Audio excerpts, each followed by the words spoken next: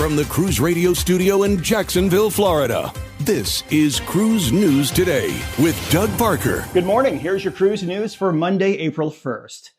Following a fire last weekend on Carnival Freedom, the ship has debuted a modified funnel again. If this looks familiar, it was the same look that Freedom received back in May of 2022 after the funnel went ablaze at the Grand Turk Cruise Center.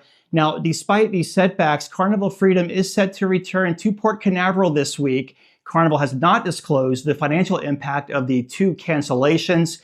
Carnival Freedom sails 4- and 5-night cruises from Port Canaveral when it's not in dry dock. And last Sunday, a group of passengers were left in Miami unable to board their cruise on Carnival Horizon, which led to a dispute between cruise passengers, the travel agent, and the cruise line. The travel agent, Monica Faulkner, blamed Carnival for canceling the bookings last month, whereas Carnival pointed the blame right back to the travel agent again. Now, once at the pier, the travel agent told the over 24 passengers that they would have a cabin and she was going on board to handle it, only to never return and sail off with the ship. The agent said that the issue would be rectified as soon as the funds are released. However, the victims are skeptical they'll ever see a dime.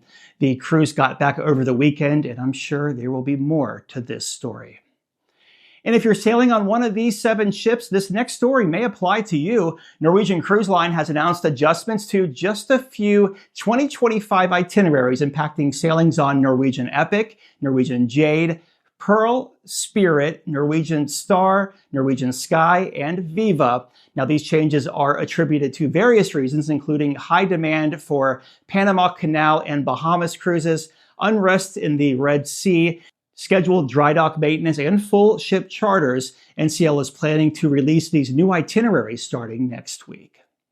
And following the collapse of Baltimore's Francis Scott Key Bridge, Royal Caribbean's Vision of the Seas has also changed its home port from Baltimore down to Norfolk, Virginia, impacting its current sailing and upcoming cruises. The next 2 8-night Bahamas cruises starting April 4th and April 12th, as well as for those on the current 12-night Southern Caribbean sailing, will all start and terminate in Norfolk. Now, this move mirrors Carnival Cruise Line's similar shift of Carnival Legend to Norfolk because of the collapse.